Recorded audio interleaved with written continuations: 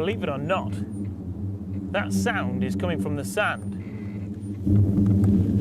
As my bike digs in, it kicks off an avalanche and the whole sound starts up. It just comes from the whole dune. Once I've started the sand moving with my quad bike, it all seems to feed itself. The sound bounces around deep beneath the surface, getting louder and louder until the whole dune is roaring like a jumbo jet, and you've no idea where it's coming from. Even after you've stopped at the bottom, it can go on for ages.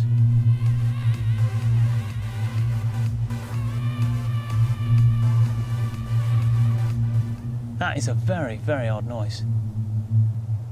No one really knows how this all works, but it makes you realise there's a whole other world down there, a world of underground sound.